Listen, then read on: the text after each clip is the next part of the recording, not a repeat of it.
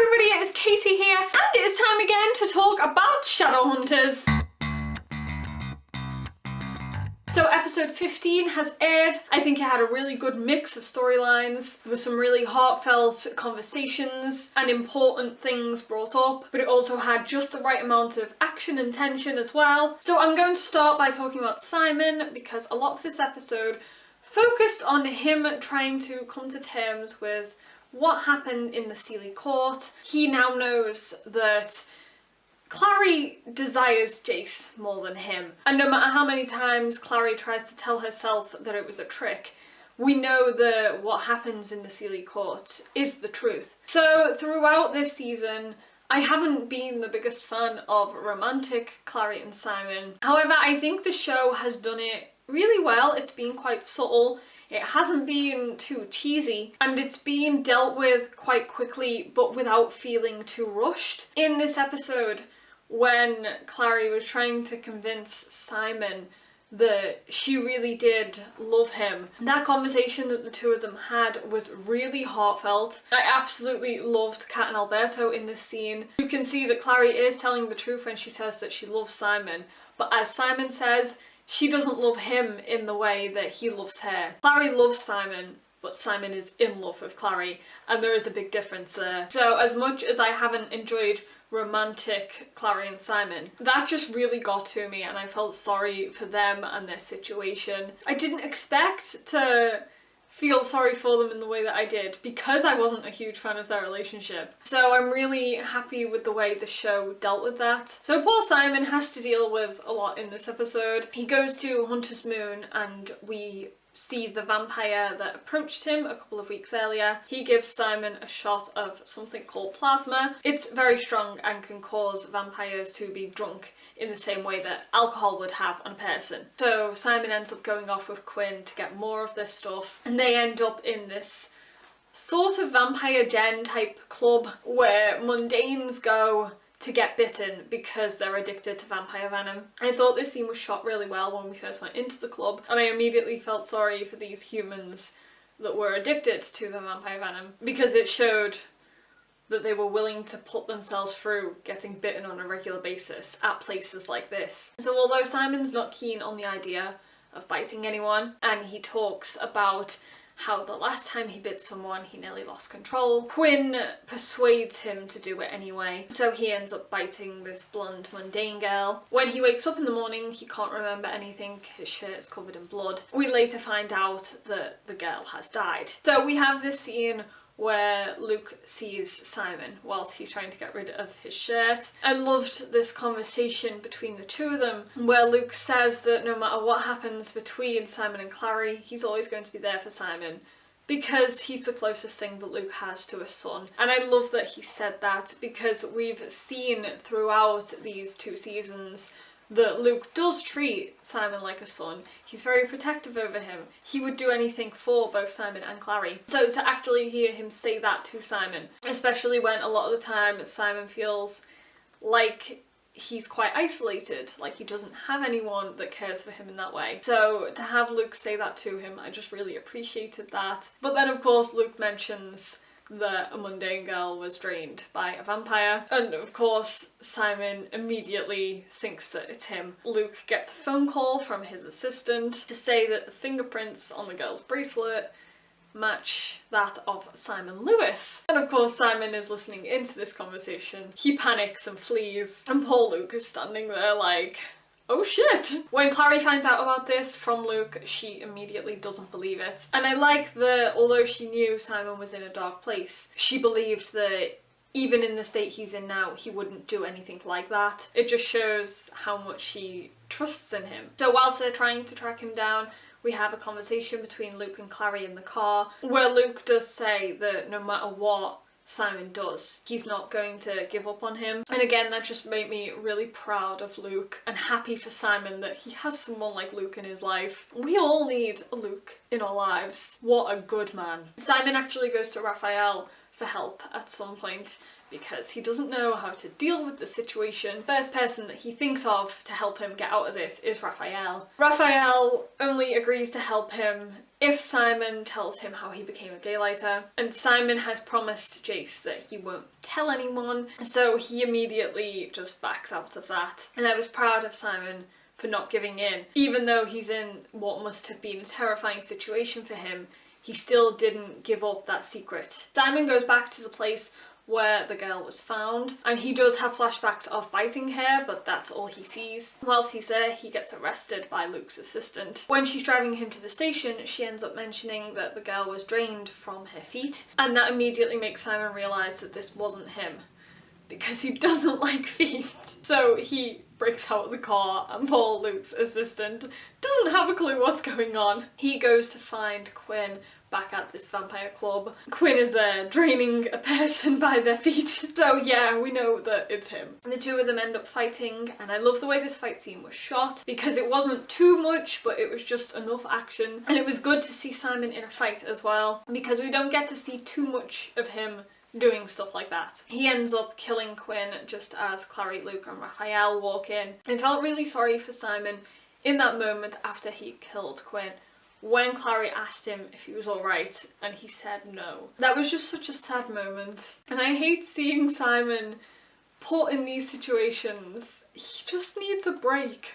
Give my son a break, please. He shows up again at the end of the episode in Clary's room at the Institute, and they have this really great conversation where they talk about the promise that Simon made when they first got together romantically. They promised that they would always be friends, even though Simon says that he needs time and he doesn't know how long he will need. They will be there for each other as friends in the end. It's not getting over their relationship too quickly, but it is showing us that they will end up back as friends again. So I think the show has done a great job of pacing it out. They've worked around it quite well, and like I said before, those conversations between Clary and Simon were really great. So I'm looking forward to seeing how they come together as friends again. So the next thing that I loved in this episode, Magnus and Alec. This was quite an episode for them. We have this clip of Alec waking up in Magnus's apartment, and Magnus isn't there in the bed. We then see Magnus sitting alone, and we have a really quick flashback of his childhood. I knew we'd be getting more of his backstory in this season, and I've been really looking forward to seeing more of it. That little scene that we got of him finding his mother dead, such a heartbreaking little flashback.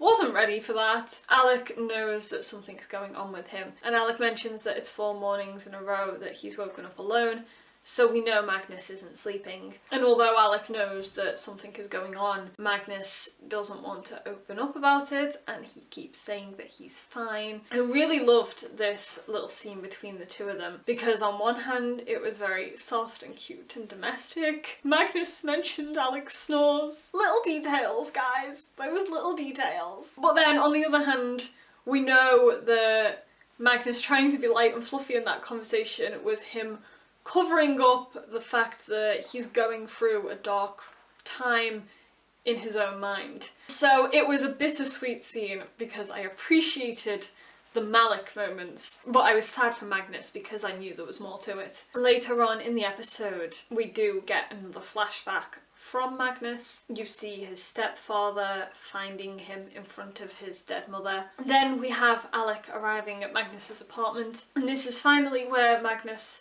decides to open up to him. We have Alex saying that he loves Magnus and he wants to be there for him, so he refuses to leave until Magnus tells him what's going on. What I really loved is that he fed Magnus's own advice back to him. In the very start of the season, Magnus said to Alec, "When things get tough, don't push me away."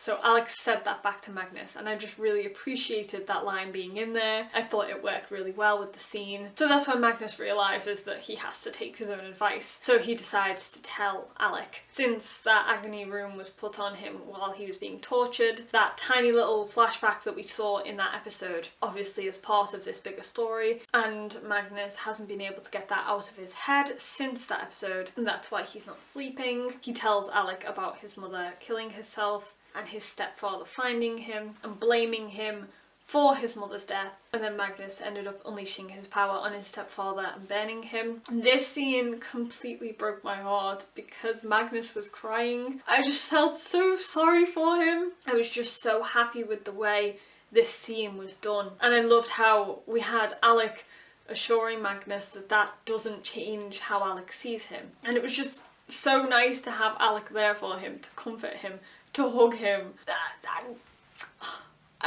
I love that scene. Bless the writers of this show, and Harry and Matt for the way they do these scenes. Honestly, they ruin me emotionally all the time. Just take my heart. It's not like I needed it anyway. Elsewhere in this episode, let's talk about Sebastian. It's getting more and more difficult to talk about Sebastian each week because he's becoming more and more like that evil little brat that we know.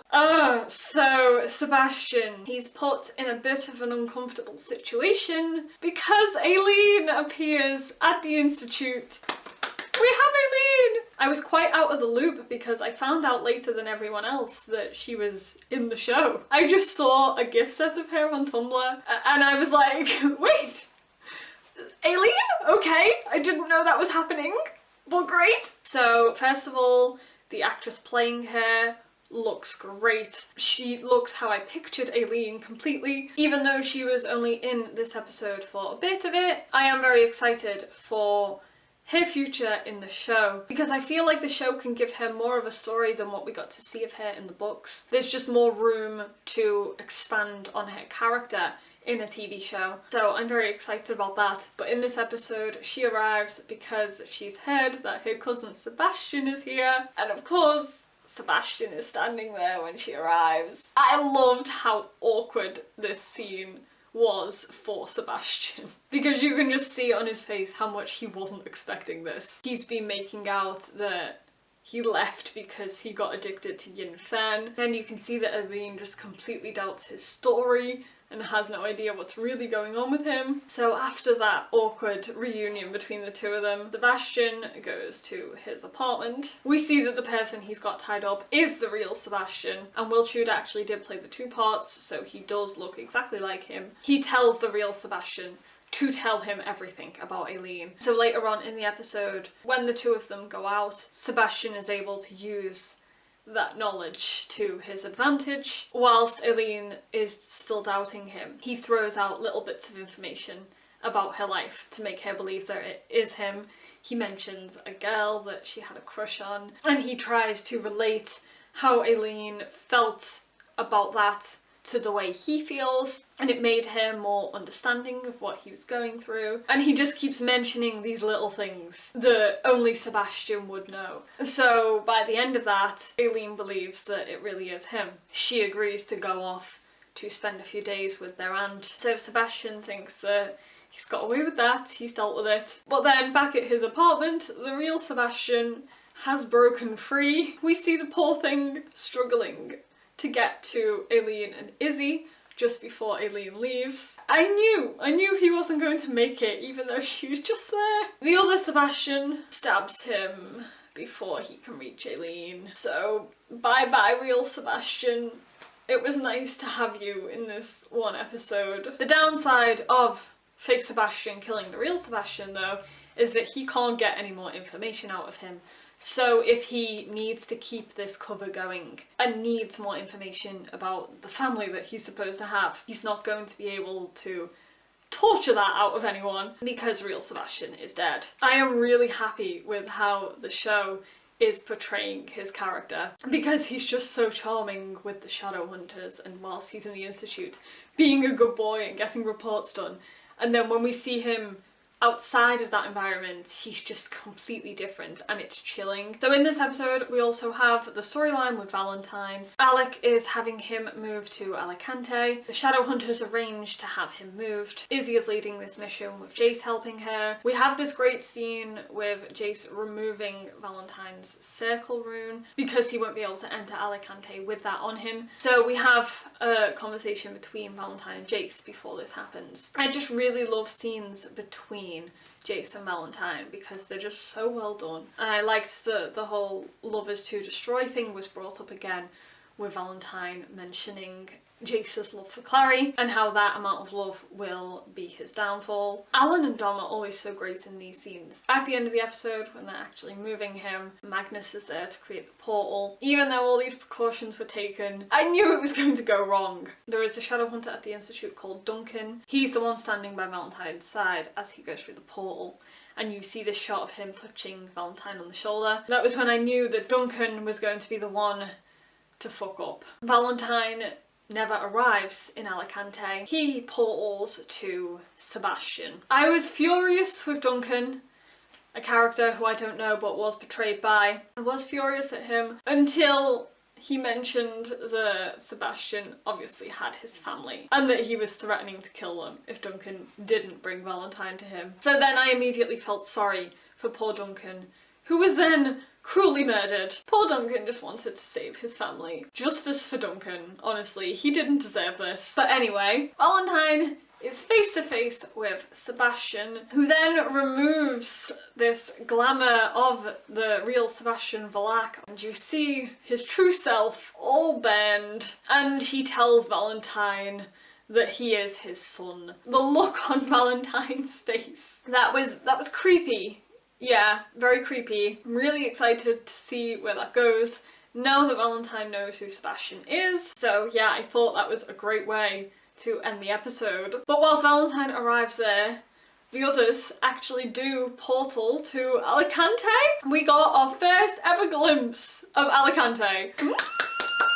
Even though it was just a quick shot of the place, I wasn't expecting to see it in this episode, so I got really hyped. It looks beautiful. It looked so magical, fairy tale-esque. It was so pretty, and I just want to see more of it. Now, please! And you had poor Izzy and Jay standing around waiting for Valentine to come through the portal, which of course we knew he wouldn't. That was very tense and everything, but I was just like, oh, Alicante! So yeah, that was shown. So I think that's all the main points of focus in this episode that I wanted to talk about. We did have lots of other little scenes among all the drama that I really appreciated, especially Izzy and Clary. I forgot to mention in my review of the last episode, when Izzy walked in on Clary and saw that she was upset, I love how she just immediately stopped talking about what she was going to talk about and just went over to hug Clary. And again, in this episode, we just saw more instances of Izzy being there to support Clary. And I just really love the relationship that the two of them have. So yeah, that is about it that I can think of to talk about. If there is anything else that you want to discuss, please feel free to leave it down in the comments. I just think that this episode had a perfect balance of things, and instead of trying to give